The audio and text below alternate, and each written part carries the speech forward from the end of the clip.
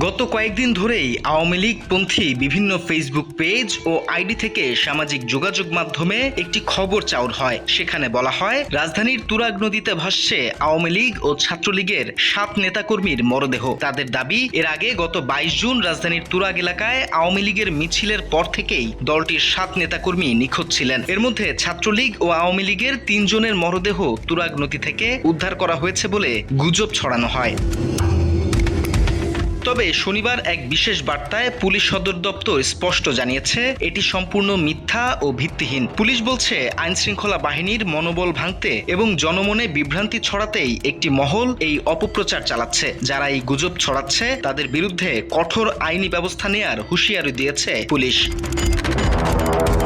মূলত শুক্রবার সকালে তুরাগ পিকনিকে গিয়ে ট্রলার থেকে পড়ে সুমন আহমেদ নামের 18 বছরের এক তরুণের মৃত্যু হয়। পুলিশ জানায়, একটি নিছক দুর্ঘটনা এবং অপমৃত্যুর ঘটনাকে পুঁজি করেই 7 নেতার লাশের এই বানোয়াট গল্প সাজানো হয়েছে।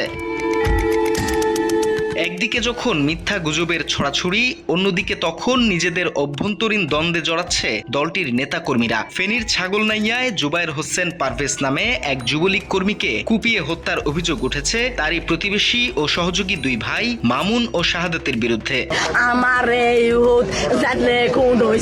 মাত্র 30% টাকায় জমির মালিক হয়ে নতুন বাংলাদেশের গড়ে তোলার স্বপ্ন দেখা বাংলা বসতি। নিহতের পরিবার জানায়, 24-এর অভ্যুত্থানের পর একাধিক মামলায় গ্রেপ্তার হয়ে একসঙ্গে দীর্ঘদিন জেলেও ছিলেন। জেল থেকে মুক্তির পর একটি দোকান, মোবাইল ফোন এবং খরচের টাকার ভাগবাটোয়ারা নিয়ে তাদের মধ্যে দ্বন্দ্ব শুরু হয়। এরই জেরে শুক্রবার রাতে বাড়ি ফেরার পথে পারভেজকে কুপিয়ে হত্যা করে মামুন ও শাহাদাত। এ ঘটনায় দুজনকে আটক করেছে ছাগলনাইয়া থানা পুলিশ।